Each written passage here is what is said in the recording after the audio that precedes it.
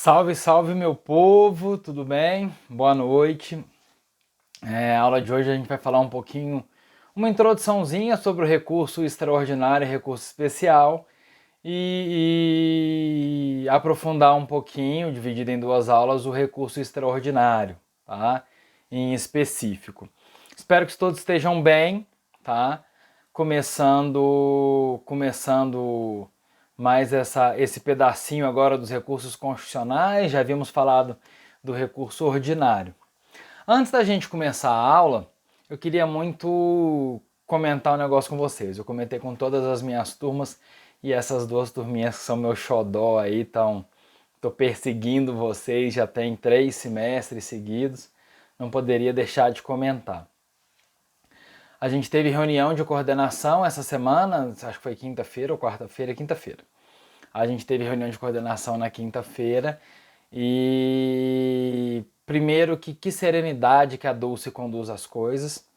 Então, fiquei contente de ver assim como todos nós estamos em excelentes mãos, assim, sabe? Como tudo está sendo conduzido com uma serenidade que acho que nenhuma outra pessoa teria para conduzir. E um segundo momento é 110 professores juntos, unidos, um ajudando o outro, para que a gente preste um ensino de qualidade, para que a gente consiga passar por esse período da melhor forma possível. E tenho certeza que com a ajuda de vocês aí, com a meninada, com os alunos, está sendo tirado de letra, tá? Então agradeço demais o carinho de todos, agradeço demais o apoio que vocês têm dado. Peço que vocês deem o mesmo apoio aos demais professores, tá? Eles precisam, cada um com as suas dificuldades, e a gente também é de carne e osso, então como todo mundo, a gente também tá em dificuldade, e eu acho que é uma hora de todo mundo se ajudar, tá? Muito bonito ver todo mundo se ajudando lá, 110 professores debatendo e pensando sempre independente de qualquer opinião política, do que seja, se está certo, se não está, todos pensando em resolver, tá? Todos pensando em fazer alguma coisa bacana. Vamos seguir, tá? Falei, já dei o meu recadinho do coração inicial. Vamos seguir falando dos recursos constitucionais. Agora não mais o recurso ordinário, e sim os o recurso extraordinário e o recurso especial.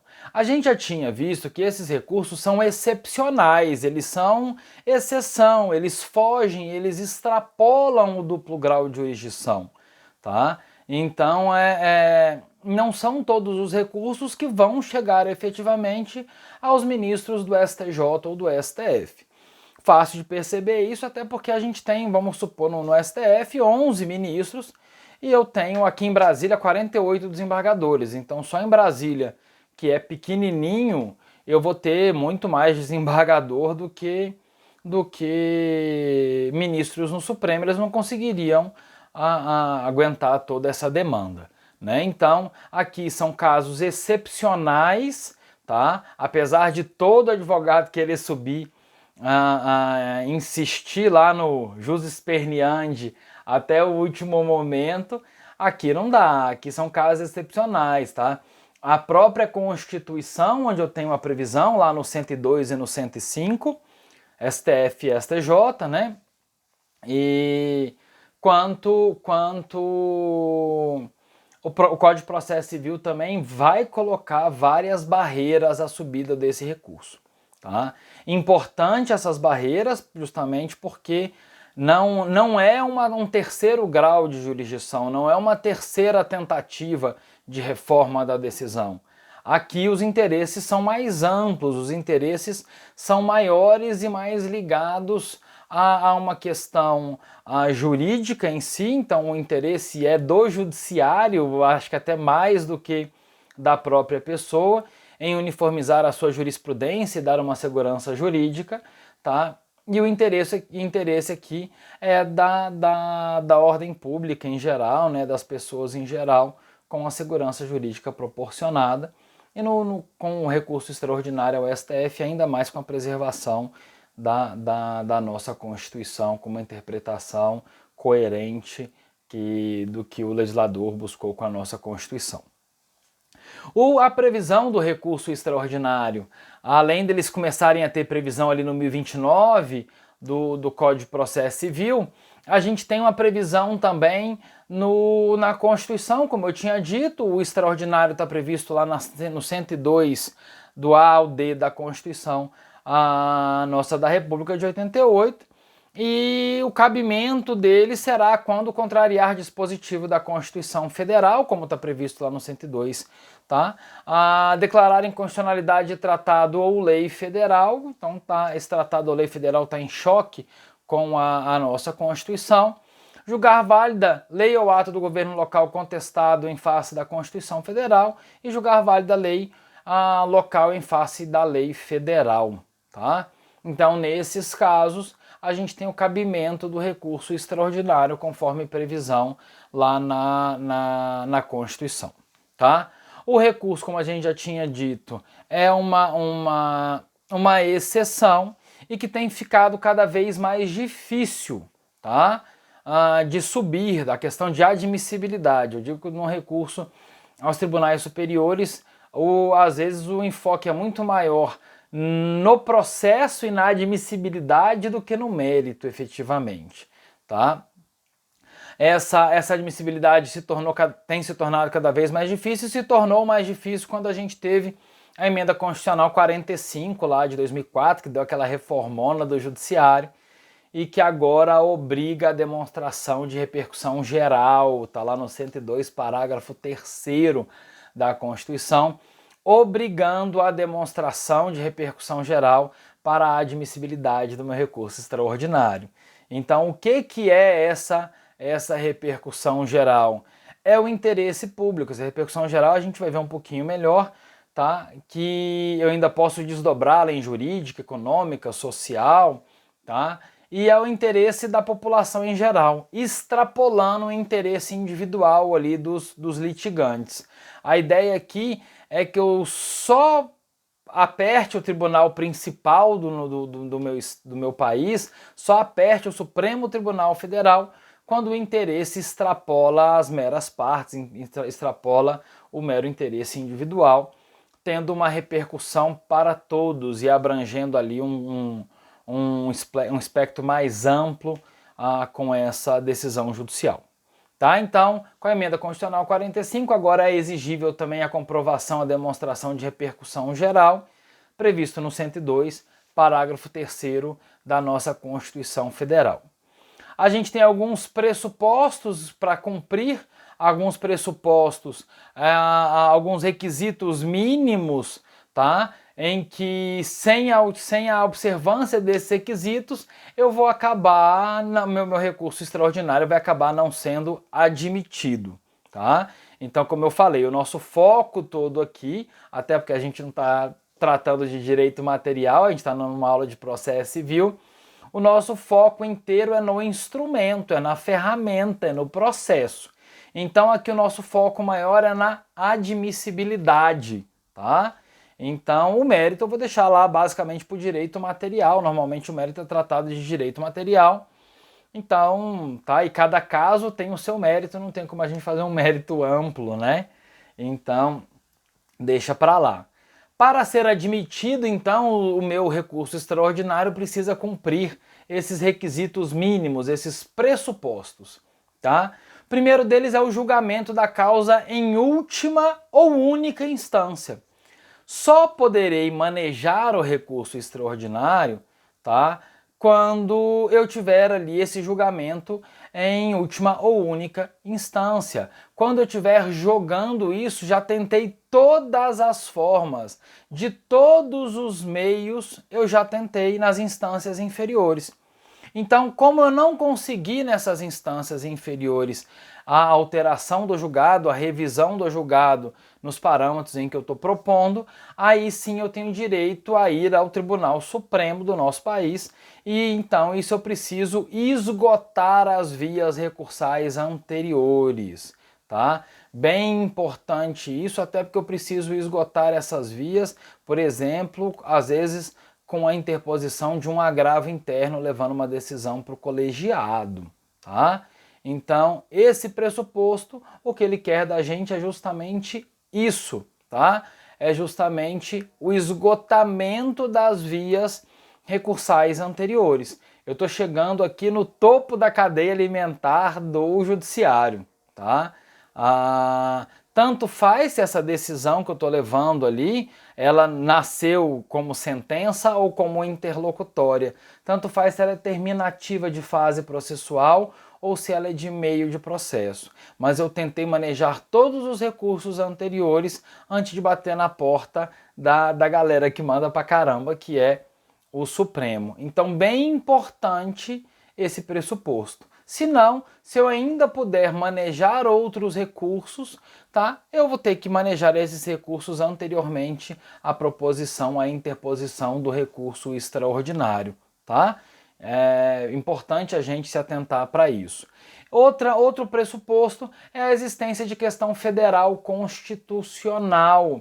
Aqui, lembrando que o nosso STF é o guardião da Constituição, cabe a ele a guardar ela frente às legislações infraconstitucionais. Então, se eu tenho aqui leis que ferem ou que vão contra a Constituição, cabe ao Supremo guardar essa Constituição, quanto cabe a ela também analisar essas controvérsias, né, na aplicação, como deve ser aplicada e a interpretação no caso concreto. Então, quando eu tenho aqui uma existência de questão federal constitucional, uma controvérsia em torno da aplicação da Constituição, tá? Lembrando que o STF vai se manifestar nesse caso exclusivamente em questões de direito, em teses jurídicas.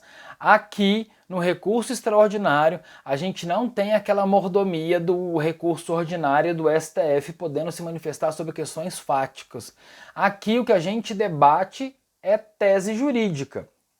O fático vai ser analisado? Vai, mas de uma forma muito restritinha, de uma forma muito pequenininha, só para contextualizar ali aquele julgador e ele poder encaixar, fazer a subsunção do direito, tá? Então, fático é só para indicar minimamente ali qual é a tese que cabível, qual é o direito que vai caber ali naquele debate, tá? Lembrando que eu tenho um outro pressuposto importante aqui também nessa existência de questão federal constitucional, é a necessidade do pré-questionamento, tá? A necessidade dessa questão federal constitucional ter sido levantada anteriormente, ter sido julgada pelo judiciário anteriormente, ter sido questionada pelo recorrente, pelo autor ali anteriormente, tá? Então essa questão não pode chegar ali como novidade, já te falei. Recurso não traz novidade. Os recursos, como regra, devolvem o que já foi julgado. Aqui é a mesma dinâmica, que principalmente, tá, no recurso extraordinário, eu não quero saber de novidade, eu quero consolidar um entendimento. Eu quero chegar num denominador comum de uma tese jurídica envolvendo questões constitucionais federais, de lei federal, tá? Então, os tribunais anteriores, quais sejam, ou as instâncias anteriores, terão que se manifestar sobre a matéria em que eu levo ali, em que eu busco debater, que eu levo para o Supremo analisar anteriormente. Isso se chama pré-questionamento. Muito comum, e a gente falou um pouquinho também sobre isso, e vamos falar mais um pouquinho para frente, embargos de declaração com a finalidade de pré-questionar, tá, algumas matérias em que eu quero levar para os tribunais superiores. A ideia de pré-questionar com embargo de declaração é forçar o magistrado, forçar o desembargador, forçar o juiz a se manifestar sobre aquilo em que por qualquer motivo está omisso, tá? Apesar de eu alegar na minha petição, ele não se manifestou. A gente tem um entendimento agora, recente inclusive, né, não era assim no CPC de 73, que a mera alegação em embargos de declaração supre com o pré-questionamento, não tendo mais aquela história de recurso extraordinário sendo indeferido por falta de pré-questionamento, e porque, apesar dos embargos de declaração, o desembargador ali insistiu em não se manifestar, em ser omisso naquele ponto. Isso matava um de raiva, graças a Deus acabou, tá? Como eu falei para vocês, com a emenda constitucional número 45, lá no 102, parágrafo 3º da Constituição, agora, né, eu tenho a necessidade de comprovar a repercussão geral, de comprovar ali que extrapola simplesmente o interesse pessoal dos litigantes e tem ali um efeito maior, tá? Importante eu fazer isso. Normalmente na prática a gente faz uma preliminar de repercussão geral, tá? Então bota lá, dá repercussão geral e vai demonstrar ali como que aquele assunto que eu estou levando, aquele assunto debatido, tá? Seja de forma jurídica, social, econômica, como que aquele assunto debatido extrapola o meu interesse e é relevante para outras pessoas, tá? Outro ponto que temos que respeitar é justamente o prazo. A interposição é de 15 dias. Aqui bem importante a gente lembrar uma coisa. Uma vez publicado lá o acórdão, por exemplo, do TJ, tá? E não sendo caso de embargos de declaração, aqui eu vou manejar 2 recursos em uma vez só, tá? Sendo efetivamente uma flexibilização, uma mitigação ao princípio da unicidade e singularidade recursal. Neste prazo de 15 dias da publicação do acórdão, tá? Do TJ, eu poderei interpor 2 recursos no mesmo prazo. Para o STJ, o recurso especial, tratando de questões infraconstitucionais, tá? E para o STF, eu vou manejar o meu recurso extraordinário, tratando de questões constitucionais, como a gente já tinha visto ali nos pontos de cabimento do recurso. Vai primeiro para o STJ e, uma vez julgado no STJ, tá? Se não prejudicado o recurso extraordinário, aí sim vai ao Supremo para ser julgado. Não fica ali, os dois não serão julgados juntos, os dois não serão julgados de forma concomitante. O extraordinário fica paradinho no processo, aguardando o STJ, aguardando o especial. Uma vez julgado o especial, aí sim é remetido o processo, o extraordinário, para o STF, tá? Lembrando então que neste prazo de 15 dias eu tenho 2 recursos interpostos no mesmo prazo em peças separadas, RESP e RE. Beleza? Vimos também então que um dos pressupostos é a existência, a necessidade de pré-questionamento, tá? Então não pode originariamente trazer ali qualquer matéria, mesmo que constitucional, ao STF, não dá para trazer, não conta novidade, você só chega lá com um problema já debatido anteriormente, tá? Então, pensa eu brinco que é como se fosse a ouvidoria das empresas. Você já viu que você fazer reclamação na ouvidoria, você tem que ter o protocolo do SAC anterior, do Serviço de Atendimento ao Consumidor? Aqui no STF é a mesma coisa, tem que ter o protocolo do SAC anterior para chegar no STF, tem que ter o pré-questionado a matéria anteriormente para levar à apreciação dos ministros lá, tá? No colegiado, de forma monocrática, no pleno, todo mundo junto, ou nos órgãos fracionários ali. O prazo é de 15 dias, previsto lá no 1003, não tem novidade nenhuma. Se houver feriado local, isso é um ponto importante, um ponto de muita pegadinha, principalmente em prova de concurso. Se houver feriado local, eu tenho que comprovar esse feriado, né? O STF não é obrigado a saber de todos os feriados municipais e estaduais aí. Os feriados federais, os feriados nacionais, eu não preciso comprovar, mas os feriados locais, estaduais e municipais, eu tenho que demonstrar, até porque tem uma questão de tempestividade sendo questionada ali. Se eu deixei para. Se eu protocolei antes do prazo com folga, não tem problema nenhum, tá? Não tenho nem necessidade de comprovar o feriado.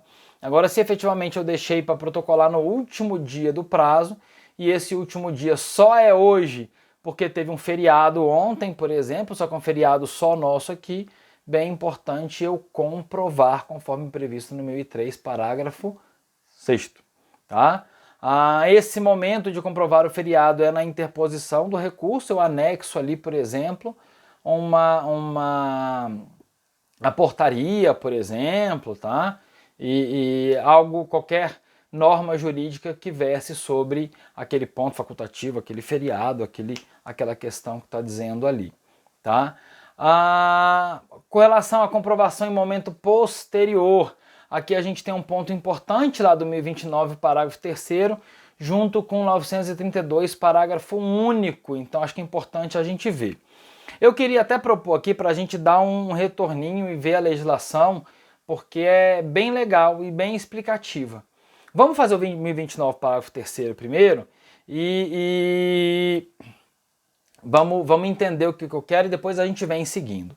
Lá no 1029, parágrafo 3º fala que o STF ou o STJ poderá desconsiderar vício formal de recurso tempestivo ou determinar sua correção, desde que não repute grave. Qual que é o problema aqui? O recurso tem que ser tempestivo. Então, a priori, essa comprovação tem que ser exatamente no momento, não podendo ser posterior. Porque desde que seja tempestivo, o STJ vai poder, o STJ ou o STF, né, vão poder relevar, tá, a interposição, ou então qualquer vício que eu tenha formal. Por que isso? Princípio da instrumentalidade das formas. Meu processo é ferramenta, instrumento não é fim em si mesmo. É muito mais importante o mérito ali debatido do que as questões processuais. É importante o processo, é ele que resguarda ali vários princípios e garantias constitucionais, mas ele é instrumento. Então, cuidado. Só poderei, o STF ou o STJ só poderá relevar esses pequenos vícios se o recurso for tempestivo. Então a jurisprudência do STJ hoje, por exemplo, não flexibiliza mais essa comprovação e dizendo que é restrito ao momento da interposição. Beleza? Vamos lá no 1029 desde o comecinho. O recurso extraordinário e o recurso especial, nos casos previstos lá na Constituição, no 102 e no 105, respectivamente, serão interpostos perante o presidente ou vice do tribunal recorrido em petições distintas. Então foi isso que eu falei. No prazo de 15 dias da publicação do acórdão do TJ, petições distintas, uma para o STJ com recurso especial, outra para o STF com recurso extraordinário. O que tem de novidade aqui é que aonde ele é protocolado, ele vai ser protocolado na instância de baixo, na instância que decidiu, na instância em que eu questiono a decisão. Então ele é protocolado, no nosso exemplo aqui, no TJDFT. Tá? E o presidente ou o vice, qual dos dois, professor? Aí quem vai determinar é o regimento interno do tribunal. O CPC fala no presidente ou no vice. O regimento interno determina se é um ou se é outro na distribuição de competências lá. Tá? Vai dar aquele processamento inicial aqui, colhendo inclusive as contrarrazões ao RESP e RE. Tá? O que precisa ter na minha petição, no meu recurso? A exposição do fato e do direito, eu tenho que contextualizar ali os ministros, quem é que vai julgar, o relator, a turma, tá? O pleno, sei lá quem é que vai julgar. Então, tem que ter o fato e o direito, é a minha causa de pedir, né? Sempre tem que estar ali bonitinho. A demonstração do cabimento do recurso, e isso é importante, então isso é o mais difícil de um recurso, cara. É justamente a questão da admissibilidade, então comprovar que aquilo que eu estou debatendo ali tem corpo suficiente, cumpre os requisitos todos para chegar até o STF, tá? E trazer as minhas razões de pedido de reforma ou de invalidação, que é o que eu falei para vocês nos recursos anteriores, que é efetivamente atacar a decisão. Tá? No recurso, eu não bato no réu, eu não bato na outra parte, eu bato no juiz, eu bato na decisão proferida. Então, além de trazer os fatos e fundamentos, eu tenho também que demonstrar o porquê que aquela decisão está incorreta e porquê que ela merece ser invalidada ou reformada. O parágrafo 1º me fala assim: quando o recurso fundar-se em dissídio jurisprudencial, o recorrente fará prova da divergência com certidão, cópia ou citação do repositório de jurisprudência oficial ou credenciado, inclusive em mídia eletrônica em que houver sido publicado o acórdão divergente, ou ainda com a reprodução do julgado disponível na rede mundial de computadores, com a indicação da respectiva fonte, devendo-se em qualquer caso mencionar as circunstâncias que identifiquem ou assemelhem os casos confrontados. Termina de ler e fala: show, coisa velha, sai! Ou no CPC de 2015, gente, basicamente isso aí é para quando eu era estagiário, que eu ia lá no subsolo do TJDF, que eu tinha que ler jurisprudência, tá? Na jurisprudência era lida toda nos papelinhos, assim, ó, pelo amor de Deus, tinha lá no subsolo, você puxava os gavetão lá e ia vendo nas fichinhas. Isso não existe mais não. Basicamente, quando tiver fundada em dissídio jurisprudencial, quando eu estiver ali dizendo, confrontando, né, decisões que não estão seguindo a orientação do STJ ou do STF, eu tenho que trazer o que a gente chama de acórdão paradigma. Eu tenho que trazer ali o acórdão do STF ou do STJ, o entendimento e que sobre aquele fato, então trazendo fato e direito ali, fazendo a subsunção entre fato e direito, que é super importante, eu tenho que trazer um acórdão paradigma para demonstrar esse dissídio, né, essa divergência jurisprudencial.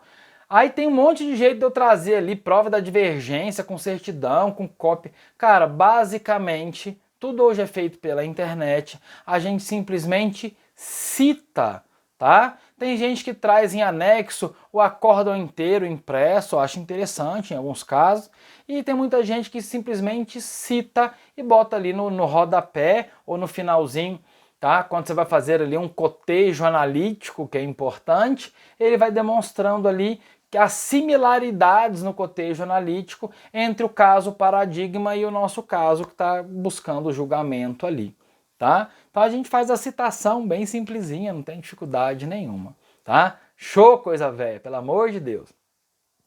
Nosso parágrafo 2º é revogado, parágrafo 3º, tá? O STF ou o STJ poderá desconsiderar vício formal, como a gente já tinha visto, de recurso tempestivo, ou determinar sua correção desde que não repute grave, princípio da instrumentalidade das formas, lembrando que ele só poderá fazer vista grossa para esse vício se for tempestivo o recurso. Dá para fazer vista grossa por faltar documento, mas não dá para fazer vista grossa para o que perdeu o prazo. Beleza? 4º, quando por ocasião do processamento do incidente de resolução de demandas repetitivas do IRDR, nós vamos ver lá no próximo bimestre ali, tá? O presidente do STF ou do STJ receber requerimento de suspensão dos processos, em que se discuta questão federal, constitucional ou infraconstitucional, poderá, considerando as razões da segurança e a excepcional interesse social, estender a suspensão a todo o território nacional até ulterior decisão do recurso extraordinário ou do especial. A ideia aqui é parar tudo para a gente seguir já com aquela matéria pacificada, para não precisar estar com o efeito transcendente da decisão que vem vinculando, que vem trazendo de cima para baixo ali o efeito, todo o poder da decisão. A ideia era suspender até sair a decisão e a gente já saber como se posicionar nos demais processos, tá? O 5º, o pedido de concessão de efeito suspensivo, recurso extraordinário ou recurso especial poderá ser reformulado a requerimento, tá? A gente vai ver alguns casos para quem a gente vai dirigir. Segura o 5º um pouquinho que a gente vai ver mais adiante, tá? Então, voltando na nossa lógica do slide lá dos pressupostos, do que a gente precisa para protocolar, vimos um pouquinho do procedimento, vimos que a gente faz no prazo de 15 dias em 2 petições separadas, RESP e RE, tá? Protocolo as 2 no mesmo prazo, tá? Protocolo as 2 no mesmo local, protocolando lá então, endereçando ao presidente do TJDFT ou vice-presidente, a depender do regimento interno do tribunal, tá? Então tem que levar essa questão. Ou então você faz endereçamento lá para o vice-presidente, para o presidente também, não tem problema nenhum, isso não vai impedir que o seu recurso seja admitido ou não. Ambos vão para o STJ e após a análise e julgamento do STJ, irão para o STF. Veremos isso também na nossa legislação, tá? E o que mais que a gente viu? Vimos o que precisa ter na petição, a causa de pedir com fatos e fundamentos, ataque específico aos fundamentos da decisão. Vimos que na divergência no dissídio jurisprudencial precisamos inclusive trazer a indicação do paradigma, né? E vimos também que eu tenho que comprovar a história do feriado local no momento da interposição. Não dá para deixar para depois, tá? Então vimos esse pedaço, vimos aqui também a legislação. Importante a gente ver agora súmula, tá? Grande parte da admissibilidade, grande parte das questões debatidas não estão na legislação. Você vai ver que a parte de recurso extraordinário especial no CPC é pequenininha, mas é um mundo de coisas para a gente entender para poder trazer ali, interpor um recurso extraordinário. Então as súmulas são muito importantes. Trouxe algumas aqui para você, tá? A súmula 636 do STF fala que não cabe recurso extraordinário por contrariedade a princípio constitucional da legalidade, quando sua verificação pressuponha rever a interpretação dada a normas infraconstitucionais pela decisão recorrida. Aqui é justamente aquilo que a gente já tinha dito sobre a violação reflexa da Constituição. Então não cabe RE quando a violação for reflexa. A violação tem que ser direta à Constituição. Súmula 282 do STF, é inadmissível o recurso extraordinário quando não ventilada na decisão recorrida a questão federal suscitada. Aqui a 282 é justamente exigindo o pré-questionamento. Aqui tem uma novidade no CPC de 2015, que é a história de que simplesmente, que no pré-questionamento, o simples fato de eu indicar nos meus embargos, mesmo que aquele desembargador ali não traga na decisão, mesmo que ela não seja ventilada, tá, na decisão recorrida, agora o meu recurso extraordinário poderá ser recebido. E por último, a 356 do STF, mais nova que a 282, o ponto omisso da decisão sobre o qual não foram opostos embargos declaratórios não pode ser objeto de recurso extraordinário por falta do requisito do pré-questionamento, que agora está vencida também pelo CPC novo. Então, o ponto omisso da decisão, tá, o qual não foram opostos embargos, aí realmente eu não vou ser admitido. Mas se eu opus embargos, mesmo que o ministro, o desembargador não tenha se manifestado, ele vai valer, tá? Então é importante a gente ver, as súmulas aqui estão em vigor ainda, a 282 tem essa novidade do CPC, então não foi expressamente revogada, mas o CPC de 2015 trata de forma diferente, tá? Vamos entender um pouquinho, tá, a história da repercussão geral, que é obrigação desde 2004 com a emenda constitucional número 45. Importante a gente entender isso, porque sem essa repercussão prevista lá no 102, parágrafo 3º, o meu RE não vai subir, o meu recurso extraordinário não vai subir. Como então, o que eu preciso para ter essa repercussão geral, tá? Então o STF poderá, por voto de 2/3 dos seus membros, 2/3 são 8 ministros dos 11, tá? Não conhecer do RE por falta de repercussão geral, tá? Essa apreciação da repercussão geral, ela é específica e exclusiva do STF, não é feita na instância anterior, no tribunal originário, no tribunal ACO. Aqui, interessante a gente ver também em relação ao procedimento, que eu tenho duplo grau eu tenho dupla admissibilidade, né? Eu tenho uma admissibilidade tanto lá no TJDFT, do nosso exemplo, quanto no STF e no STJ, e só que especificamente a repercussão geral não será analisada, não será vista pelo tribunal, pelo TJDFT, pelo tribunal ACO, será vista apenas pelo STF, no caso do recurso extraordinário, tá?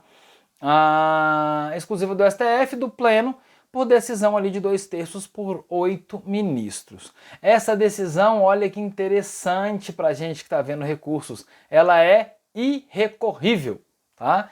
Então, uma decisão irrecorrível prevista, essa decisão é prevista lá no 1035, a sua possibilidade, irrecorribilidade desta decisão. Vamos à conceituação legal do que é repercussão geral. São questões, então, que ultrapassam os interesses subjetivos dos sujeitos processuais, vão estar além dos interesses das partes e são relevantes do ponto de vista, como eu já tinha dito, econômico, político, social ou jurídico, tá? Previsto lá no 1035, parágrafo 1º. Olha lá, 1035 caput, o STF, em decisão irrecorrível, tá? Não conhecerá do recurso extraordinário quando a questão constitucional nele versada não tiver repercussão geral, nos termos deste artigo. O parágrafo primeiro traz que, para efeito da repercussão geral, será considerada a existência ou não de questões relevantes do ponto de vista econômico, político, social e jurídico que ultrapassem os interesses subjetivos do processo, tá? O segundo traz assim: o recorrente deverá demonstrar a existência de repercussão geral para apreciação exclusiva do STF, não é feito na instância de base, tá? E haverá repercussão sempre que o recurso a impugnar acórdão que contrarie súmula ou jurisprudência do STF, tenha reconhecido a inconstitucionalidade de tratado ou lei federal nos termos do 97 da Constituição. E em outros casos em que fique demonstrado que esta importância, que essa relevância extrapola os interesses meramente das partes, tá? Importante a gente ter isso em mente, tá? A repercussão geral é sempre analisada em concreto, eu tenho que ver aquela situação para ver se tem repercussão ou não, não tem como fazer essa análise de forma abstrata, e só que, como a gente já tinha visto, a lei traz alguns casos em que bateu o olho e viu, a gente já vai entender se tem ali repercussão ou não. Os casos foram que eu li para vocês no 1035, decisão contrária à súmula ou jurisprudência dominante do STF e qualquer decisão do tribunal que tenha reconhecido a inconstitucionalidade de lei ou tratado federal, tá? Bacana? Então, sem dificuldades com a repercussão geral, a gente passa para mais um pedacinho rápido dessa história nossa, tá? O procedimento, então, da repercussão. O plenário cabe declarar a ausência de repercussão por 2/3 dos ministros, o que são 8 ministros de 11, negada no pleno. A decisão transcende para todos os recursos da matéria idêntica, então se não tem repercussão geral, os demais recursos que tratam da mesma matéria também não terão, tá? Então é uma transcendência ruim que trava a admissibilidade dos demais, tá? E aí o que vai acontecer? A gente viu a possibilidade lá de sobrestamento dos feitos, de suspensão dos feitos, uma vez que foi negada o segmento, todos os recursos sobrestados na origem serão liberados e não serão admitidos aqui no STF, tá? Quais são os reflexos dessa repercussão geral? Aí eu tenho que ver em que momento, aonde está o meu processo. Tá? A depender de onde meu processo estiver, eu tenho um reflexo. Vamos começar então quando o meu processo, quando o meu recurso ainda está em grau inferior, ainda está lá na segunda instância, por exemplo, ou na primeira instância. Reconhecida a repercussão geral, então o relator do STF determina a suspensão de todos os processos pendentes, que a gente já tinha visto, tá? Individuais ou coletivos, que versem sobre a questão debatida. Então, uma vez que ele reconhece a repercussão geral, manda para tudo para baixo para ver como que o Supremo vai se manifestar. Uma vez debatido ali aquele mérito, eles liberam e vai ter o efeito transcendente, como a gente já tinha falado anteriormente. Sobre outros recursos extraordinários dentro, já em trâmite, né, já em curso, havendo 2 ou mais processos no STF tratando sobre a mesma matéria e sendo debatida a mesma repercussão geral, tá? Eu vou poder fazer a sistemática dos recursos repetitivos e, inclusive, utilizar aquele recurso como amostragem para ver se cabe ou não a repercussão geral, tá? Havendo 2 ou mais recursos na origem, o tribunal a qual seleciona 2 ou mais recursos que representam a matéria tratada e poderá sobrestar os demais. Então, ele escolhe ali alguns para servir de amostragem e manda suspender os outros, né? Não tem por que seguir com todos e julgar todos. Eu faço um julgamento por amostragem. Se negada a repercussão geral, cai automaticamente o sobrestamento e são inadmitidos, como a gente já tinha dito, tá? E importante então a gente entender como vai funcionar. A repercussão geral de um processo acaba tendo efeitos em outros processos também que são muito importantes, tá? Então, como efeito, a gente tem o sobrestamento dos processos que versem sobre a mesma questão, quando estão nas instâncias inferiores. Quando estão na mesma instância, eu posso puxar ali alguns como amostragem e os demais eu sobresto também, tá? Eu suspendo também. Tem recurso contra a decisão de sobrestamento. Às vezes aquele processo que foi sobrestado não se encaixa naquela repercussão que está sendo debatida ali, tá?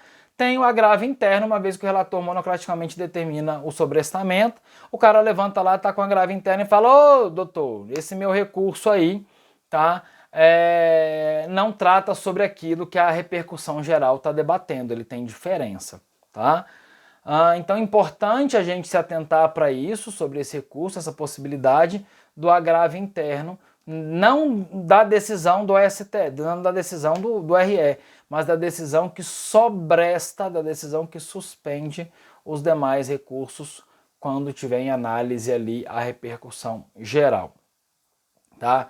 Se julgado o mérito pelo STF, autos se tornarão ao tribunal local para o juízo de reexame. Então, por exemplo, esses tribunais todos que estão, esses recursos todos que estão parados, tá?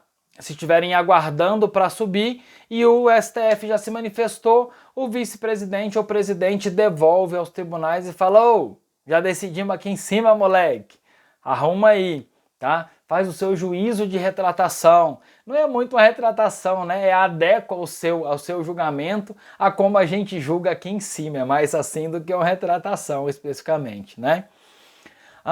Já tínhamos visto a história da desistência do recurso do RE, por exemplo, depois da repercussão geral reconhecida lá no 998, persiste o interesse coletivo e isso vai acabar que o seu recurso continuará sendo julgado, mesmo que você tenha pedido a desistência dele. Tá? Vimos então muita coisa sobre repercussão, cai muito, não é difícil, depois você entender para que serve, é tranquilo, não tem muita dificuldade. Tá? Aí vimos os efeitos, principalmente. Eu acho que a gente tem que se atentar bastante aos efeitos. Depois que você entrar na lógica, para que serve, como essa história da transcendência, os efeitos meio que ficam automáticos também. Então a gente não precisa preocupar. Qual a finalidade dessa repercussão geral para a gente terminar? Firmar papel do STF como Corte Constitucional e não como instância recursal. Então a ideia é justamente que o STF não vai receber todos os recursos no modelo, por exemplo, de um TJDFT ou de um TRF, primeira região como o nosso aqui.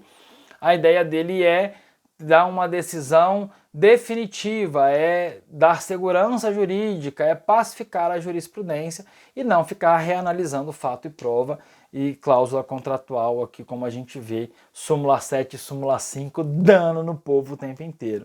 Leiam súmula 7 e súmula 5 em casa, importante, tá? A do STJ. Ensejar que o STF só analise questões relevantes para a ordem constitucional, então não dá para ser só briga de gente miúda, briga de casal não dá, briga de duas pessoas simples não dá. Aqui tem que extrapolar o interesse, e a gente já viu ali que extrapola quando a repercussão geral trata de questões sociais, políticas, econômicas e jurídicas. Tá? E fazer com que o STF decida em uma única vez cada questão constitucional, então é a decisão em concreto de pontos constitucionais. Tá? Gente, é isso. Eu sei que é muita coisa, eu sei que é um mundo novo, ele é um pouco diferente, porque os requisitos de admissibilidade confundem, trazem muita dificuldade.